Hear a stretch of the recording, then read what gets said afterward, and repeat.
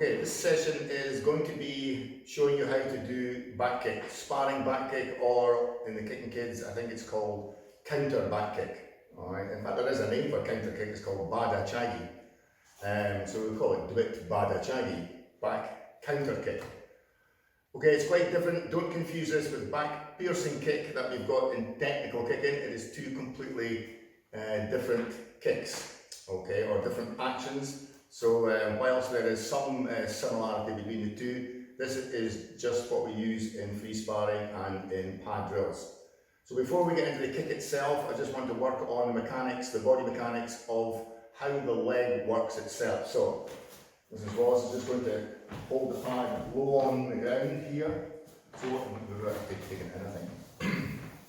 So I want to show the mechanics of the kick now, and I just want to use this stationary movement to show you how this actually works, okay? So, it's not a kick per se where we're actually using the quadriceps of the muscle either in a turning kick or in a side kick. You are totally using the glutes and the hamstrings. And essentially the movement is a hinge pivot from the hip, okay? So all we're going to do is you kick the pad like this. I want you to get into the habit of feeling what that looks like. Just a straight leg kick back, this way. Don't even turn, go here, this way.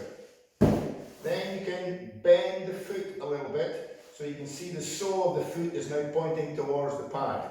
Okay? So if we bend the foot like so, we still get that movement. But at no time am I trying to straighten the leg, and that's very, very important. So you should make a lot of noise with this kick. So if you take it up and do a little bit on the mechanics. So if you just hold the pad. So next stage from here is to just, in fact, we'll go around this to show you. The next stage is to adopt this shoulder width position that we've seen in so many cases, and also when we've been practicing our boards, if you watch the boards video. So from here, all I'm wanting to do now is this movement here, okay? What we're going to do is the same action as we did in the last section, level 2, we'll be bending the knee and just practicing that movement there. So I don't want you to turn and make a side kick, okay? You've got to really think about just facing the wall this way, have your short stance, your knee bent and hinging from the hip. Bow, this way. So you should make a lot of noise with this movement, okay? So that's the action. It's just a leg straightening action. Because you're doing that, you're then going to put a lot of tension on your hip flexor, which means the leg can only go so far. So therefore, for this kick, in order to get, because we are using it in competitions, we have to score above the belt. So if I stand up straight, it's impossible for my foot level to get there. So I have to kick this way. So you're really looking to have the heel in line with your head when you kick this way, okay? So that is stage number 3, is we go down this way. Bam, okay? Look over the shoulder, and we go here.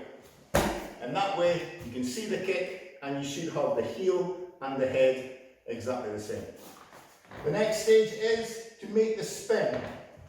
So we go here in our fighting stance, we then turn to get ourselves back into this position, and make the kick, okay? So we turn, and we kick this way, alright? From this position, fully pivot, ball of the foot, and go.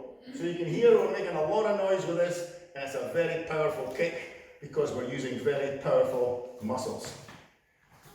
This leads up to the actual counter kick itself. Because it's close range, and the other name for it is a switch back kick, and this is where it gets a little bit more tricky, okay, because we have to learn a step. In the footwork segment from here, we worked on a step, which was a step away. From here, we stepped away. And that's essentially the principle of what you do with a counter back kick. we essentially, if we break it down, we have to go here and then go here, okay? We have to move away and then make the kick. So if Mrs. Wallace was going to step forward, I would be stepping here and we would be making the kick. That's the principle of the counter kick. They move, you move, okay? But obviously we are not going to do a kick like this. So what you're trying to do here is, knees bent, you're practicing a jump, okay? This movement here to here, okay? So where your back foot is, your front foot replaces the back foot. So if I go here, and I go here. So you've got to remember that this action here is the prime mover. You're not going to be making a side kick. So, to explain that again, when you jump from here, you've got to be in that position like so. Now, without the pan moving, okay, we could be in a position whereby we make the punch. So in the combination, you're making the punch. So you can see here, this is not going to work because my foot is too close.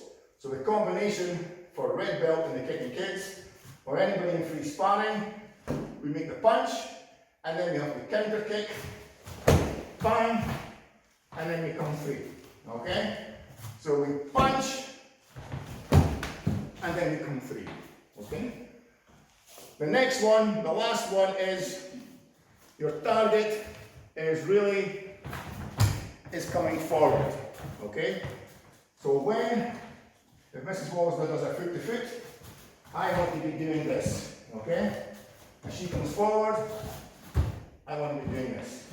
So in that case here, it could be, if we take that sequence in the kicking kids, I punch and back kick, but I could punch and then she wants to move. So I punch and then she moves, bam, and I have to jump at the same time. So it's quite a tricky little technique, but you just have to break down, first of all, the kicking action, and then the stepping action to here. Okay, so once again, we make the punch, then the target comes forward, bam, and then we go. And that is how we do counter back kick, or Dwit Bada Chagi.